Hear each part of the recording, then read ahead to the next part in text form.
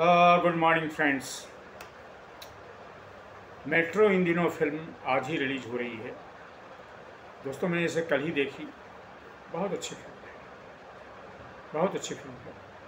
हालांकि शुरू में ये लगा इंटरवल के थोड़ा पहले तक कि ये फिल्म विशृंखल हो रही है, कहीं इसका जो है कुछ समझ में नहीं आ रहा है कहाँ से शुरू हुई कहाँ जाएगी।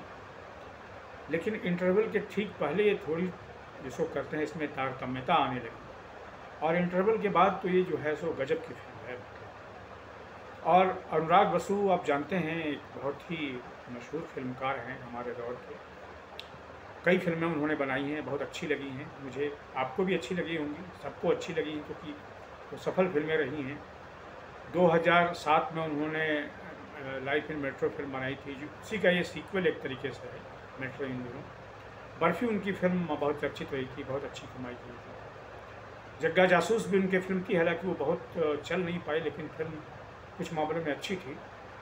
तो अनुराग बसु का एक अलग मुहावरा है। अलग मुहावरा क्या है? अलग मुहावरा ये है कि वो अनकन्वेंशनल हैं थोड़े।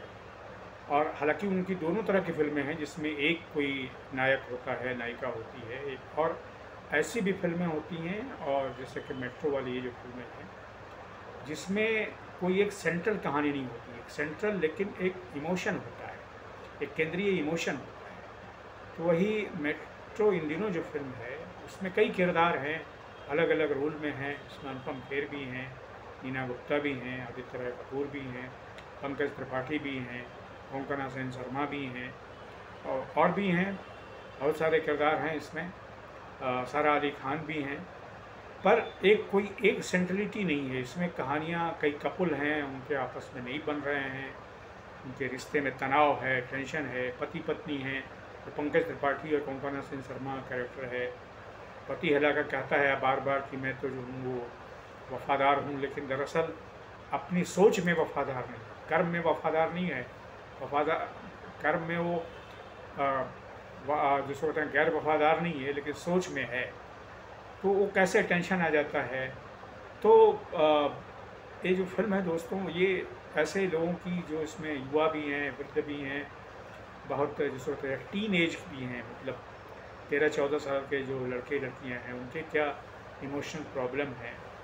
तो हर आदमी के जीवन में एक इमोशनल क्राइसिस आता है, इमोशनल एक टेंशन आता है। कभी शादी में भी गर्लफ्रेंड बॉयफ्रेंड रहते हैं, उसमें भी तो उसको कैसे रिजॉल्व करें। अनुराग बसु जो हैं इस फिल्म में, यही उनका सेंट्रल थीम है। वो बताते नहीं हैं, लेकिन अंडरलाइन यही करते हैं कि आपको रिजॉल्व करना है। और रिजॉल्व कैसे करना है? अपने दिल की बात सुनो, यहाँ से सुनो। जब आप किसी चीज़ में लग जाते हो, किसी म्यूजिक हो या आपका पैसन हो, या आपका पैसन कुछ और हो, नाटक हो, या आप ट्रैवल ब्लॉगर हो, अगर आपके दिल में कोई पैसन है तो उस पैसन को परसू करो, उस पैसन से जुड़ो।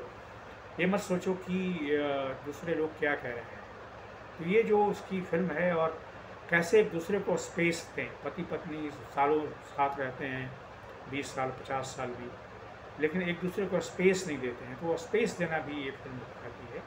इसमें नीना गुप्ता और अनुपम खेर का जो कैरेक्टर है उसका मूल मतलब यही है। और ये भी है कि आपको अपनी ज़िंदगी जीनी चाहिए। कहीं ऐसा ना हो कि आप अपनी ज़िंदगी को न्यौछावर करके आप अपने ग्रैंडफादर या उसको आप कर रहे हैं। उनको भी जीने दीजिए, खुद भी दीजिए। इसमें अनुपम खेर ने जो किरदार निभाया है, उसकी ग्रैंड डॉटर है, वो उनका जो है वो उनकी देखभाल के लिए अपने जो उसके सारे अरमान हैं उसको कुर्बान कर रहे हैं। तो कैसे अनुपम खेर ने उसको रिजॉल्व किया है रीना गुप्ता ने, तो बड़ा बहुत ड्रामेटिक है उसको देख।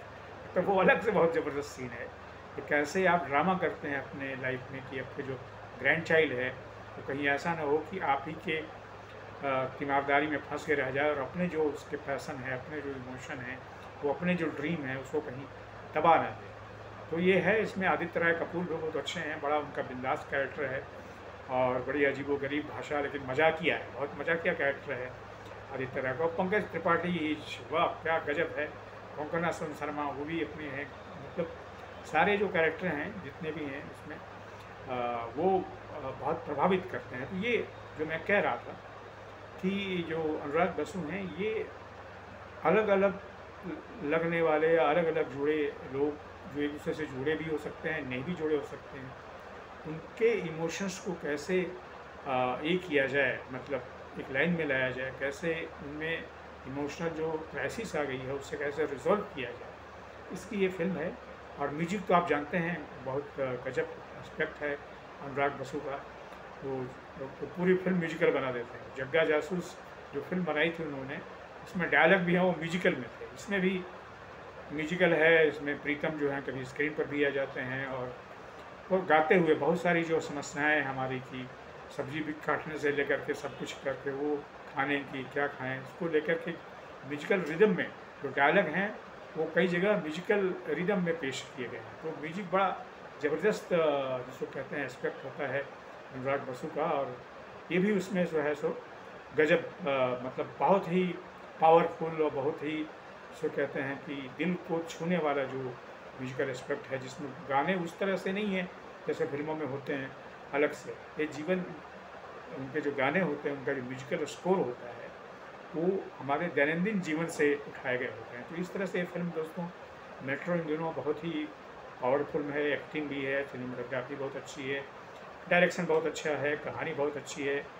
कहानी ये कोई सेंट्रल है भी नहीं, कई कहानियाँ हैं और कई कहानियाँ अनुराग बसु ने जोड़ी है। तो ये है दोस्तों ये जो मेट्रो इन लाइफ, मैं इसको रिकमेंड करता हूँ। अगर आप फिल्म देखने के शौकीन हैं तो आपको अवश्य फिल्म देखनी चाहिए और हर जनरेशन लोगों को देखनी चाहिए। यंगर जनरेशन के आप हैं, 20 साल 25 साल के हैं तब भी देखनी चाहिए, और यदि आप 70 साल के हैं तो भी आपको देखनी चाहिए। ये जो फिल्म है दोस्तों एक ऑल एज जिसको कहते हैं, इसमें हर उम्र के हर वय के लोगों की ये फिल्म है, तो उसको ज़रूर देखिएगा। I recommend it.